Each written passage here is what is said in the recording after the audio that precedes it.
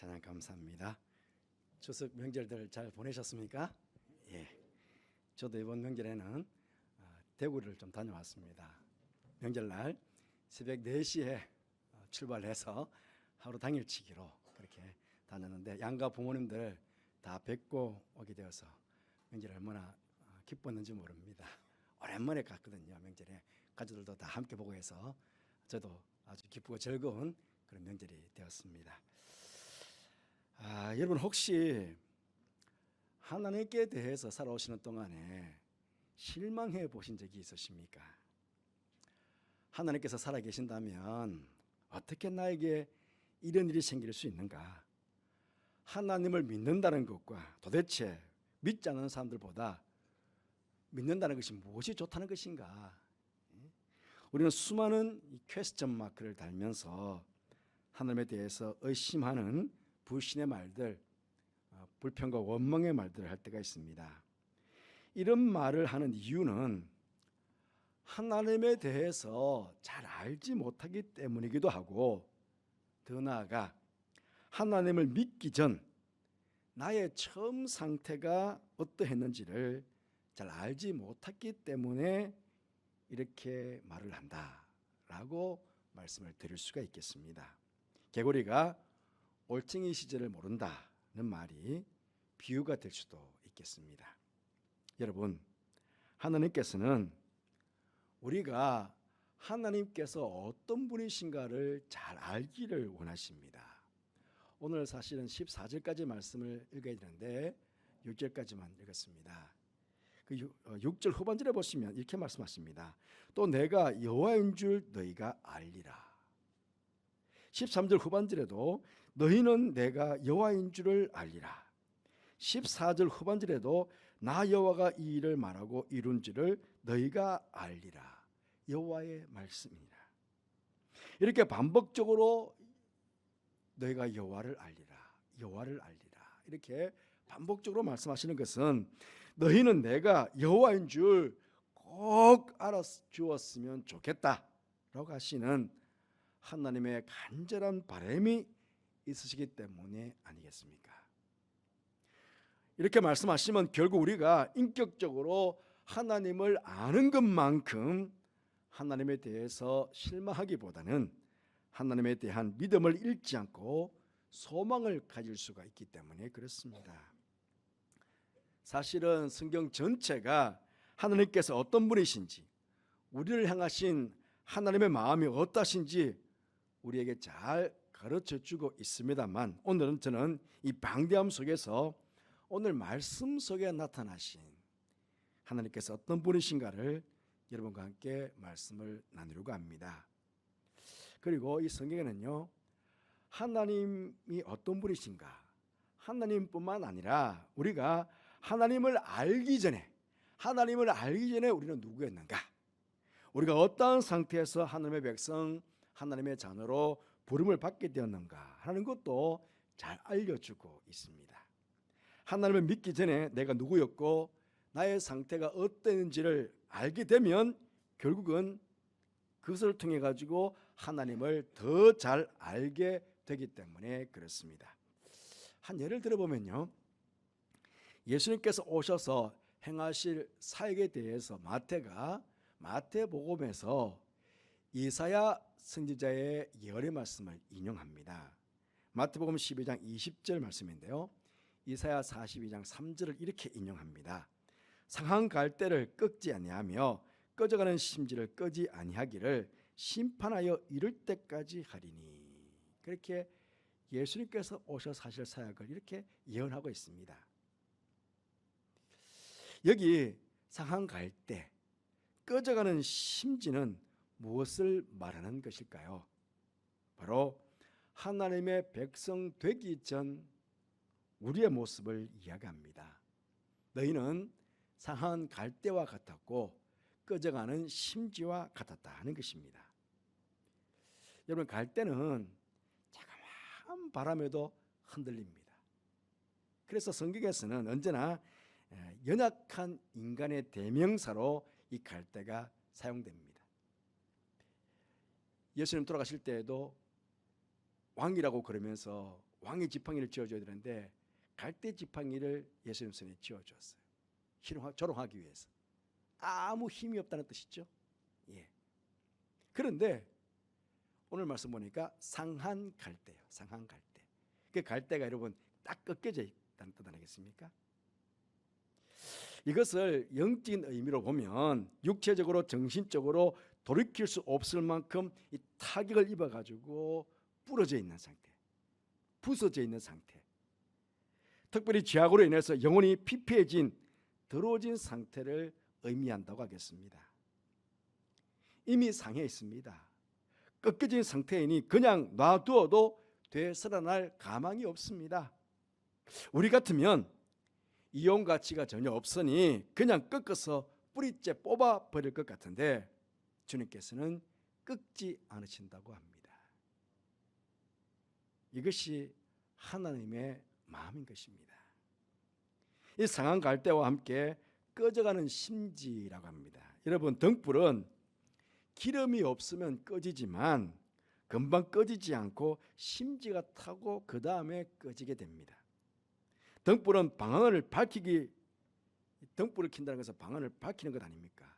그런데 심지가 꺼져갈 때는요, 불빛을 내는 것이 아니라 매캐한 연기만 납니다. 그러니 꺼져가는 심지는 우리에게 도움을 주기보다는 미연으로 눈을 아프게 하고 피해만 줄 뿐입니다. 꺼져가는 심지니 곧 꺼지게 될 것입니다. 영적인 의미로 보면 다시 불꽃이 타올라 빛을 낼 수 없는 상태, 즉 흑암 중에 소망이 없는 절망적인 상태를 나타냅니다. 우리 같으면 전혀 도움되지 않는 꺼져가는 심지에게 우리는 그냥 꺼버릴 것 같은데 주님께서는 그 꺼져가는 심지조차도 끄지 않으신다는 것입니다. 이게 바로 우리 하나님의 마음인 것입니다. 여러분, 내가 상한 갈대와 같았고 꺼져가는 심지와 같은 존재였다면 이것보다 더 절망스러운 모습으로 떨어질 밑바닥이 있었겠습니까? 막장 인생이다라는 말이 있습니다. 탄광에서 더 이상 내려갈 곳이 없는 지점을 막장이라고 하지요.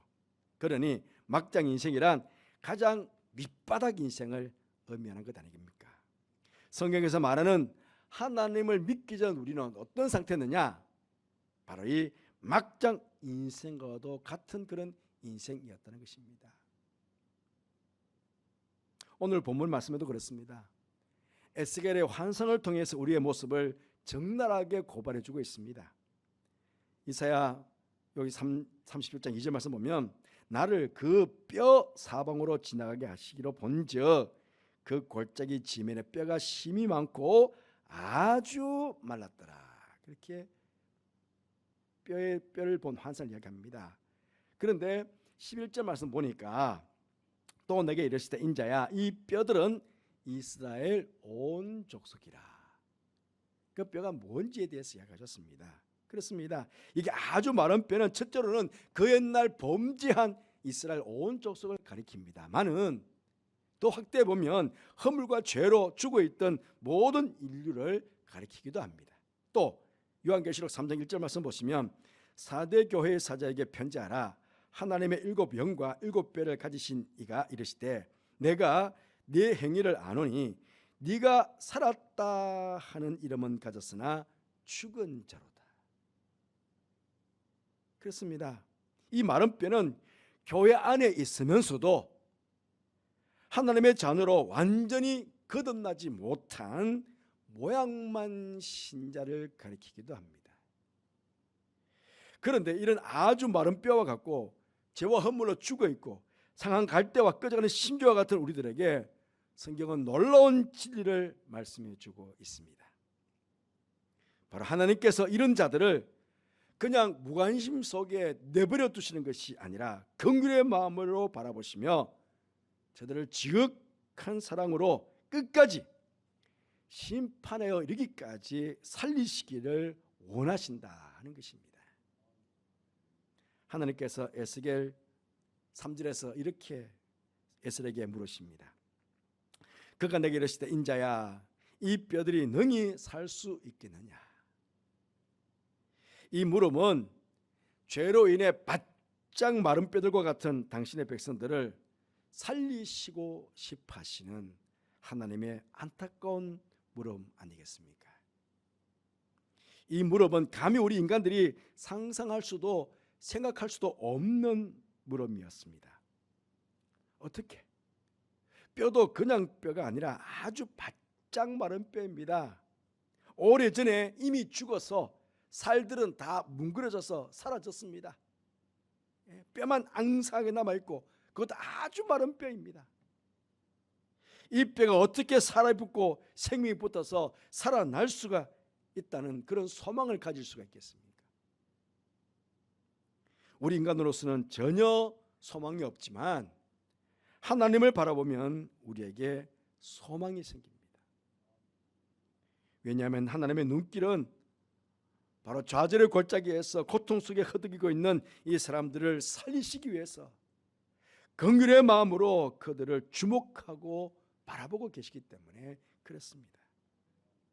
그런 마른 뼈와 같은 자들을 살려주실 뿐만 아니라 10절 후반절의 말씀 보시면 그들이 곧 살아나서 일어나 서는데 극히 큰 군대더라, 그렇게 말씀합니다. 살려주실 뿐만 아니라 하나님의 큰 군대로 만들어 가신다는 것입니다. 그러하기에 혹 지금 이 자리에 여러분 인생의 어두운 골짜기에서 고통스럽게 인생을 지내시는 분들 계십니까? 낙심하거나 실망하지 마시기를 바랍니다. 상한 갈 때도 끄지 아니하시고 꺼져가는 심지도 끄지 아니하시며 마른 뼈도 살리시는 하나님의 긍휼하신 마음이 여러분들에게 소망이 되기 때문에 그렇습니다. 오늘 말씀을 보시면 하나님께서 우리를 살리시는 방법이 두 가지가 있습니다.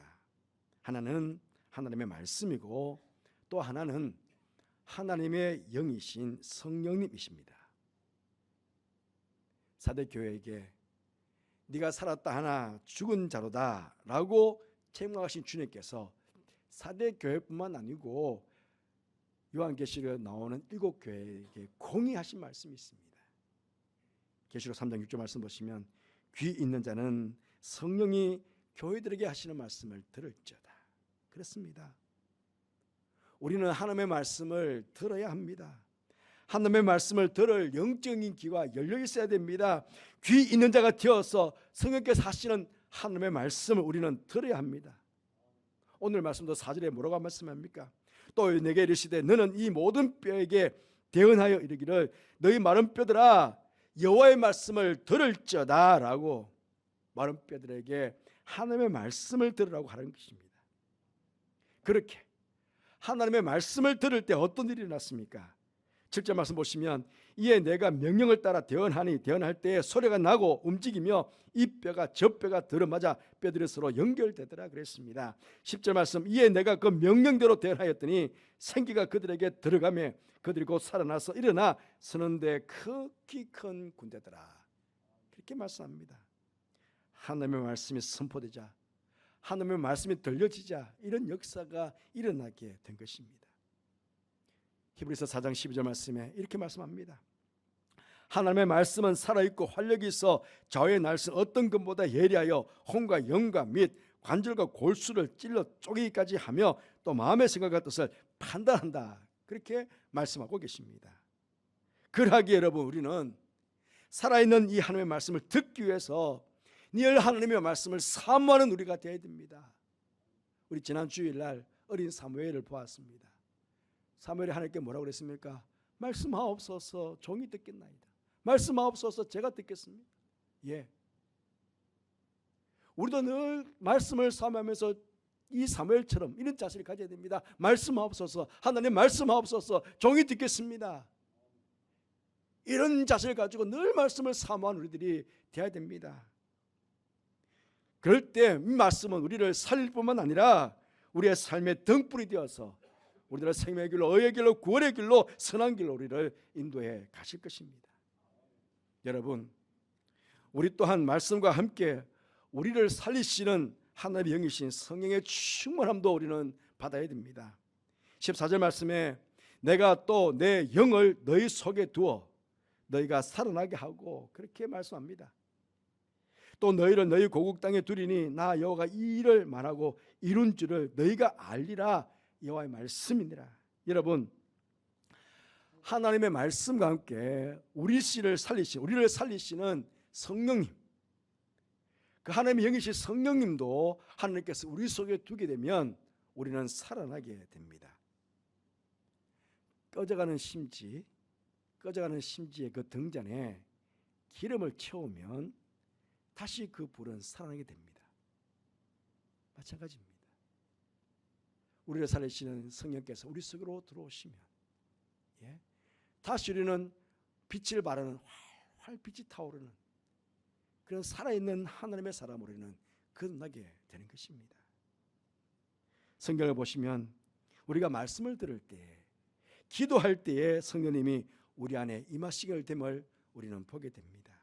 그러니 성령님 오셔서 내 안에 좌정해 주시기를, 내 안으로 충만하게 임해 주시기를 우리는 끊임없이 사모하며 소망하며 우리는 기도를 해야 합니다. 끊임없이 기도할 때에 성령님께서 우리 안에 임하심으로 우리가 살아날 뿐만 아니라 하나님의 큰 군대가 되어서 우리에게 주신 사명, 이 땅에 하나님 나라를 세워나가는 그런 하나님의 귀한 일꾼이 되는 것입니다. 그리고 여러분, 여기 살아난다는 것은요, 생명만 살아난다 하는 의미가 아닙니다. 사실 우리 안에 많은 것들이 살아나야 합니다. 형식주의에 빠진 예배가 살아나야 하고, 게으름에 빠진 기도가 살아나야 하고, 메말라 있는 눈물이 살아나야 하고, 식어진 열정이 살아나야 합니다. 연약한 믿음이 살아나야 하고, 관용이 살아나야 하고, 사랑이 살아나야 하고, 온유함과 겸손함이 살아나야 하고, 신실함이 살아나야 하고, 거룩한 삶이 살아나야 하고, 주님을 사모하고 천국을 사모하는 그런 간절함이 우리 가운데 살아나야 합니다. 우리의 가정도 살아나야 하고, 우리의 생업과 기업도 살아나야 하고, 우리 연약한 몸도 살아나야 하고, 구원받지 못한 우리의 사랑하는 가족들의 생명도 살아나야 합니다. 그렇습니다. 우리 하나님께서는 우리의 생명만이 아니라 우리에게 필요한 이 모든 것들도 우리 안에 살아나기를 원하시는 분이십니다. 이것이 하나님의 마음입니다. 그러니 얼마나 감사합니까? 얼마나 위로되고 소망이 됩니까? 다시 한번 묻습니다. 혹시 이런 하나님 앞에, 혹시 지금 여러분 안에 마른 뼈와 같은 그런 꺾여진 상한 갈대와 같은 꺼져가는 신뼈 같은 모습으로 하나님 앞에 앉아 있습니까? 하나님 말씀에 귀를 기울이십시오. 성령의 충만함을 사모하며 기도하십시오. 우리를 살리시기 원하신 하나님께서 여러분을 고통스럽게 하는 그 모든 것들로부터 고치시고 싸매시고 회복케 하셔서 여러분의 참 생명을 허락해 주실 것입니다. 참 감사함이 넘쳐나게 해 주실 것입니다. 기쁨이 넘쳐나게 해 주실 것입니다. 바라기는 평생을 통해 하나님을 더욱 깊이 알아가는 여러분들 삶이 되시기를 바랍니다. 그래서 늘 하나님과 동행하는 복된 성도의 삶이 되시기를 주님 이름으로 축복합니다. 가을이 되었습니다. 이제 우리 경건의 훈련하기에 참 좋은 계절이 되었습니다. 말씀 생활, 기도 생활 부지런히 하셔서 이 가을에